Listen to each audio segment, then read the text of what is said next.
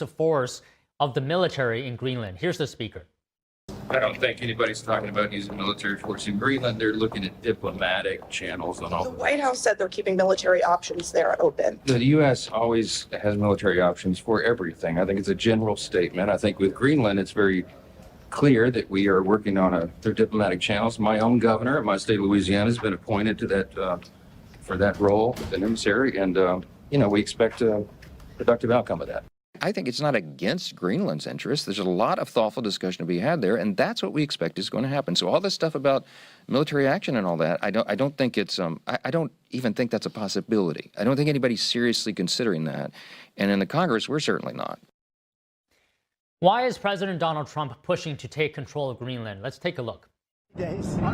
President Donald Trump reasserted in the new year that the United States wants Greenland. We need Greenland from a national security situation. Trump said a newly appointed special envoy would lead the charge, drawing sharp criticism from Denmark and Greenland.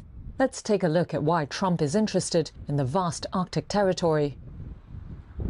Greenland is strategically significant for the U.S. military. The shortest route from Europe to North America runs through it. The U.S. has said it wants to expand its existing military presence on the island. That includes placing radars to watch waters in the region used by Russian Navy vessels and nuclear submarines. Right now, Greenland is covered with Russian and Chinese ships all over the place. Shipping data show most Chinese and Russian activity in the Arctic is in waters near Russia. But more broadly, the Arctic is becoming more militarized, with NATO states, China and Russia all expanding activity there. The island is also rich in minerals, oil and natural gas, though development has been slow and mining has seen very limited U.S. investment. Legally, Greenland is a territory of Denmark, which is a NATO member. In 2009, it was granted broad self-governing autonomy. That includes the right to declare independence from Denmark through a referendum.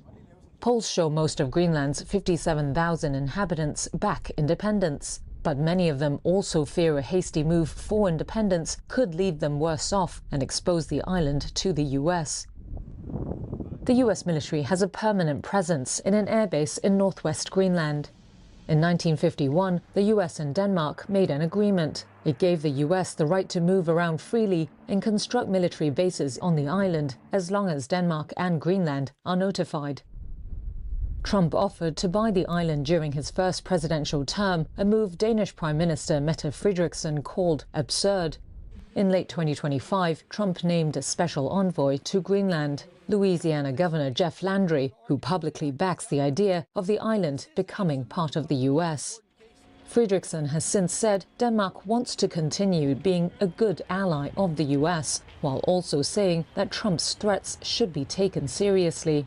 In a joint statement pushing back on Trump, she and Greenland's Prime Minister Jens Frederik Nielsen said Greenland belongs to Greenlanders, saying, quote, "You cannot annex another country, not even with an argument about international security."